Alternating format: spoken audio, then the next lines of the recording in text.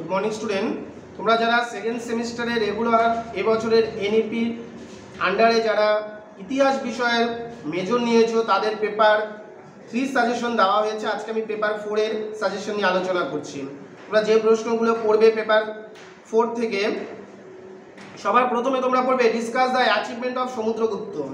সমুদ্রগুপ্তর যে রয়েছে তার অ্যাচিভমেন্ট, সমুদ্রগুপ্ত উত্তর এবং দক্ষিণ ভারত জয় সম্বন্ধে আলোচনা করো, বা যাভাবে প্রশ্নটা থাকো সমুদ্রগুপ্ত সম্বন্ধে তোমাদের পড়তে হবে।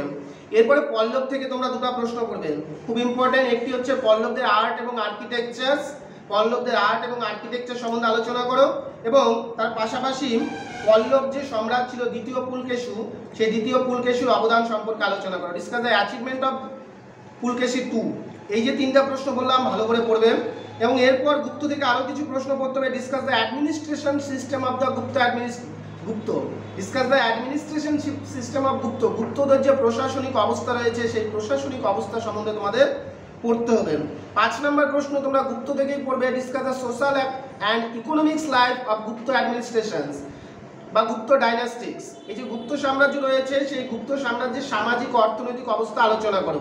5 নম্বরের প্রশ্ন এটা পড়বে।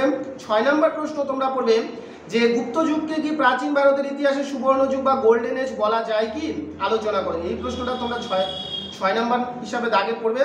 এবং 7 নম্বরে তোমরা আরও একজন সম্রাট রয়েছে যে দ্বিতীয় চন্দ্রগুপ্ত। দ্বিতীয় চন্দ্রগুপ্তের অ্যাচিভমেন্টটা তোমরা এখান থেকে পড়ে নিবে, যে দ্বিতীয় চন্দ্রগুপ্ত মৌর্যের অ্যাচিভমেন্ট সম্বন্ধে আলোচনা করো।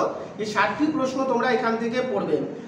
সমুদ্রগুপ্তকে পড়তে হবে, দ্বিতীয় চন্দ্রগুপ্তকে পড়তে হবে, পুলকেশী 2কে পড়তে হবে, পাশাপাশি বললাম পল্লবদের শিল্প স্থাপত্য পড়তে হবে, এবং গুপ্তদের সামাজিক অর্থনৈতিক অবস্থা, গুপ্তদের প্রশাসনিক অবস্থা, এবং তার সাথে হচ্ছে গিয়ে গুপ্ত যুগকে কি প্রাচীন ভারতের ইতিহাসে সুবর্ণ যুগ বলা যায় কিনা। এই 8টা প্রশ্ন যদি তোমরা তৈরি করে যেতে পারো তাহলে 100% এখান থেকে তোমাদের দুটো প্রশ্ন কমন পড়বেই। এরপরে 6 এর জন্য তোমরা আরও 2 জন সম্রাটকে পড়বে।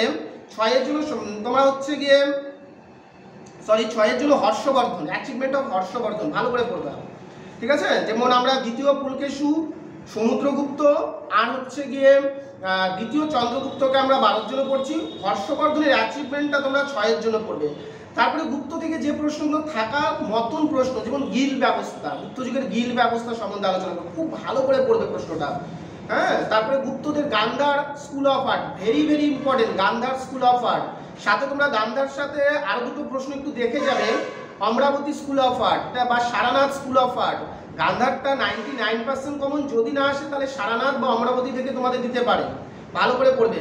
তারপরে গুপ্তদের তোমার সায়েন্স এবং টেকনোলজি, গুপ্ত যুগের বিজ্ঞানের যে অগ্রগতি সেই সম্পর্কে আলোচনা করে, এই প্রশ্নটা ভালো করে পড়বে সায়েন্স এবং টেকনোলজি সম্বন্ধে, ঠিক আছে। তারপরে গুপ্ত দিকে মহিলাদের অবস্থা, ওমেন পজিশনস, গুপ্ত যুগের যে মহিলাদের অবস্থা ছিল সেই সম্বন্ধে আলোচনা করো, ঠিক আছে। তারপরে তোমাদের অবশ্যই পড়তে হবে স্কন্দগুপ্ত। স্কন্দগুপ্তকে কি ভারতবর্ষের রক্ষাকর্তা বলা যায় কিনা ব্যাখ্যা করো, এই প্রশ্নটাও তোমরা ভালো করে পড়বে, স্কন্দগুপ্ত, ঠিক আছে। তারপরে গুপ্ত যুগের বা পোস্ট গুপ্তদের আর্ট এবং আর্কিটেকচার সম্বন্ধে আলোচনা করো। গুপ্ত যুগের বাণিজ্য সম্পর্কে আলোচনা করে, কমার্শিয়াল। এই যে 8টা প্রশ্ন বললাম, 8 থেকে 9টা প্রশ্ন, এগুলো তোমরা ভালো করে পড়বে। এবং 3 এর জন্য তোমাদের দেখো অনেক প্রশ্ন রয়েছে, তার মধ্যেও তোমাদের বেশ কিছু প্রশ্ন তৈরি করে যেতেই হবে। এলাহাবাদ প্রশস্তি, ঠিক আছে, পল্লব কারা, চালুক্য কারা, পুলকেশী, দ্বিতীয় পুলকেশীর অবদান, নালান্দা ইউনিভার্সিটি, তন্ত্রজিয়ামস, পুরুষার্থ। হ্যাঁ, তারপরে তোমাদের আরও যে প্রশ্নগুলো রয়েছে, রামগুপ্ত, সমুদ্রগুপ্তকে ভারতবর্ষে নেপোলিয়ান বলা হয় কেন, ঠিক আছে। তারপরে এলাহাবাদ প্রশস্তি আমি বললাম, নাসিক প্রশস্তি। এই ধরনের যে প্রশ্নগুলো রয়েছে 3 এর তেমনভাবে কমন হয় না। তোমাদের যেগুলো যেগুলো বলা হয়েছে আগেও আমি সাজেশন বলেছি, সেগুলো প্রত্যেকটাই 3 এর প্রশ্ন পড়ার চেষ্টা করবেন।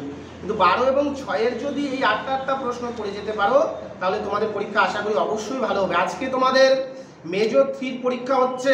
যাদের যাদের মেজর 3 পরীক্ষা ভালো হয়েছে তারা অবশ্যই আমাদের চ্যানেলে এসে কমেন্ট করবে যে স্যার আমাদের পরীক্ষা কমন পড়েছে, তাহলে আমাদের পরবর্তী ভিডিও করতে উৎসাহ লাগবে।